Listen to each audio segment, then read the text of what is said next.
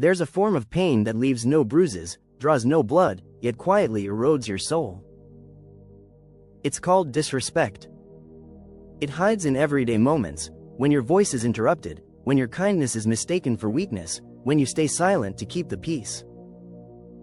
In those moments, something sacred within you is surrendered. And that silence, as Machiavelli would argue, is not peace, it's permission. Disrespect thrives in silence. It's not just a matter of ego, but one of power, how the world sees you, and more dangerously, how you see yourself. If you water this weed with silence, it grows into your identity. To kill disrespect, you must stop nourishing it with tolerance. We are taught to be kind, soft-spoken, to turn the other cheek. There's grace in that, but also risk. In a world that often only respects strength, unchecked kindness becomes invisible. And when you become invisible, you are no longer valued. This is where Machiavellian philosophy offers stark but vital clarity. Machiavelli didn't write The Prince for saints, he wrote it for survivors, for those betrayed yet still determined to understand and adapt. It is much safer to be feared than loved, if you cannot be both, Machiavelli declared. But fear in his world wasn't cruelty, it was boundary. It was the unmistakable presence that made others think twice before crossing you. In the modern world, you may not rule kingdoms, but you do rule your time, your energy, and your space. And if you don't guard those gates, they will be trampled. Disrespect often comes wearing a smile, a joke at your expense, a compliment laced with condescension, or a decision made without your voice. We shrug it off, laugh along, stay silent, not because we're at peace, but because we fear confrontation or doubt our worth. Every time you accept less, you teach others to give less. Not because they're malicious, but because humans test boundaries, and keep pushing when there's no resistance. Machiavelli's lion and fox represent the two forces we must master. The fox sees through flattery and false praise. The lion doesn't roar, it simply stands, its presence a warning. Similarly, not every insult deserves a battle, but every insult requires awareness. You don't always need to fight, but you must never ignore. Awareness means adjusting, stepping back, removing access to your inner world from those who treat it carelessly. Power, at its highest form, is quiet. It is not loud defiance, but stillness that commands respect. And when you know who you are, when your silence speaks louder than shouts, you begin to command rather than request respect. People stop interrupting. They start listening. Not because you demanded it, but because you embodied it. True kindness must be redefined. It is not infinite tolerance. It is discerning generosity, given to the worthy, not handed out to the careless. Machiavelli teaches that your value increases the moment you stop trying to prove it. You don't need to over-explain or apologize for your existence.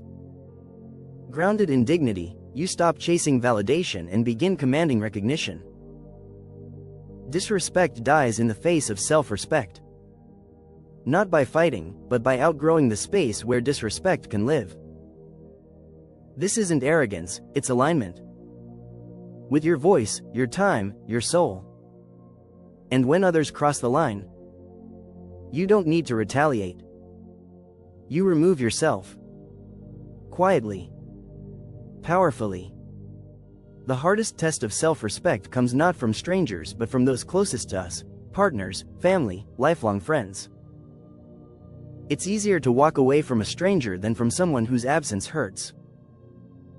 But often, it's those familiar faces who wound us in ways that are harder to see: forgotten birthdays, subtle dismissals, being the last to be considered and the first to be blamed.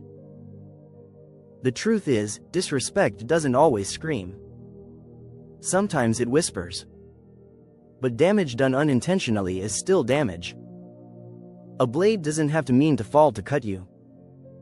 The longer you wait for disrespect to become obvious, the more it erodes your worth. So how do you act earlier? Listen to how you feel after spending time with someone.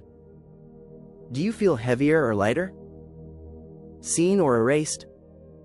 These subtle shifts are signals. If you don't respond, the world assumes your boundaries are flexible. But when your boundaries are rooted in love for yourself, clarity becomes your weapon, not anger. Philosophy becomes power when applied. Every time you choose to stay silent in the face of pain, you reinforce a cage. Every time you speak your truth or walk away, you reclaim your sovereignty. And make no mistake, you are always teaching the world how to treat you, with every yes, no, and silence.